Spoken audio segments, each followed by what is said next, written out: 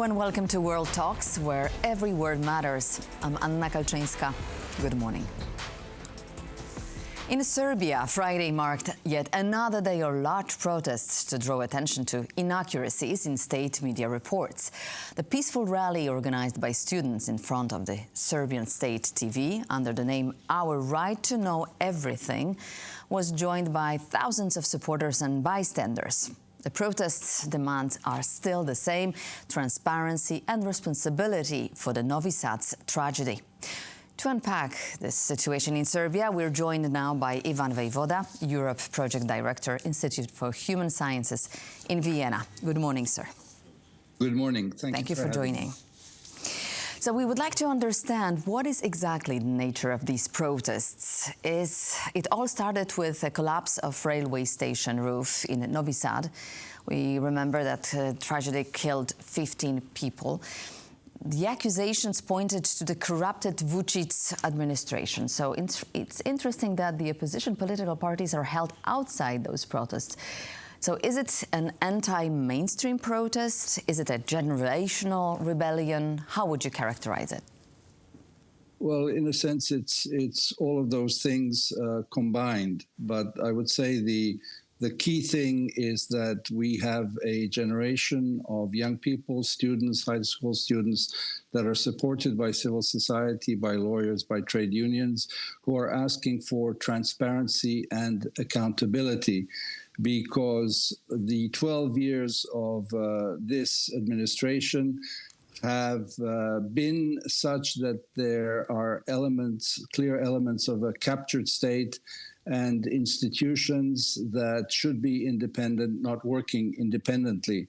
And even though people live with corruption that does not provoke human victims, the fact that the Novi Sad train station roof collapsed on 15 innocent people was a sort of a laser beam that shot through the existing system, and people could see that the contractors, which are Chinese, the subcontractors, some of them Hungarian, subcontractors that are companies close to the regime, were doing very shoddy work in reconstructing the whole railway station.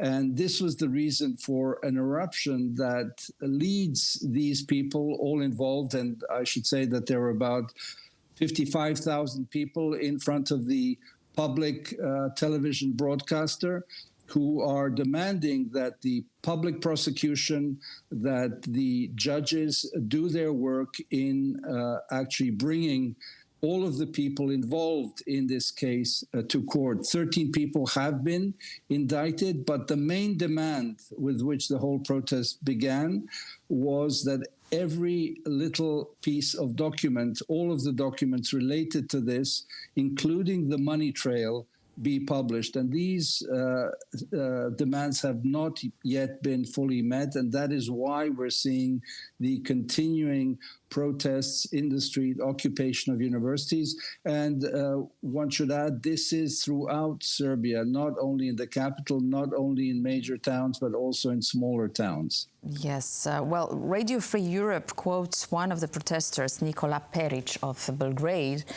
who says he came to the protest to say no to the entire situation and the authorities in Serbia. Which means what exactly? Serbia has just turned towards European Union. So what is the attitude to our idea of joining EU among the Serbian society?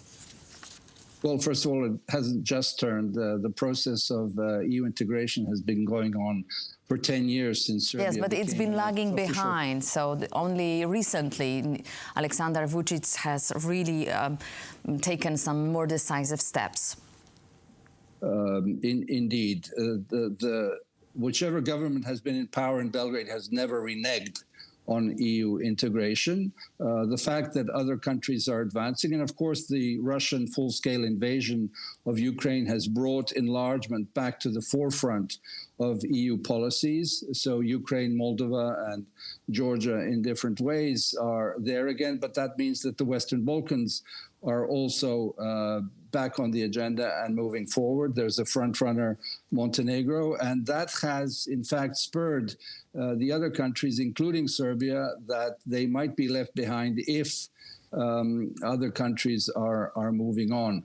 But back to the protests, I think the key thing here is that this generation who has stood up for full accountability and transparency and unlocking the captured state, and in particular the public prosecution, is a generation that says, we don't want to just get our diplomas and leave for another country. This is our country and we want to stay here, but we want to live in a regime where rule of law governs supreme. And so that is also pressure on the government to move as best it can to meet the necessary criteria for the next steps in EU integration. So those protesters, they are pro-Europeans, right? Just to get it right.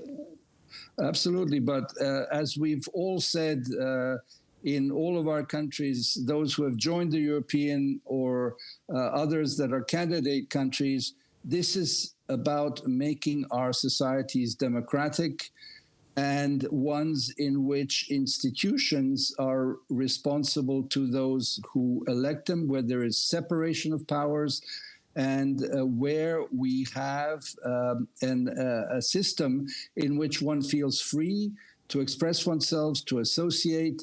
And then the European Union comes, dare I say it very colloquially, as the cherry on top to join a club where others are also democratic.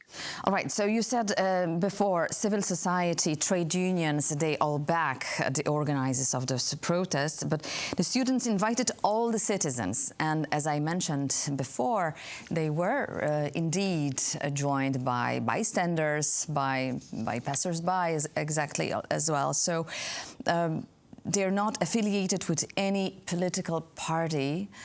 What exactly has been the government response to the protest? Well, let me just go back for a moment to the opposition parties. They indeed are not in the forefront of this movement, and the students and others who are in the lead in this movement are not asking political parties to join. They are there in the protest. They participate as well. And the main demand that the opposition parties are putting forward to resolve this political crisis is that there be an interim transitional government of experts so that we could get elections. What everyone agrees on is that the government can only be changed by elections peacefully.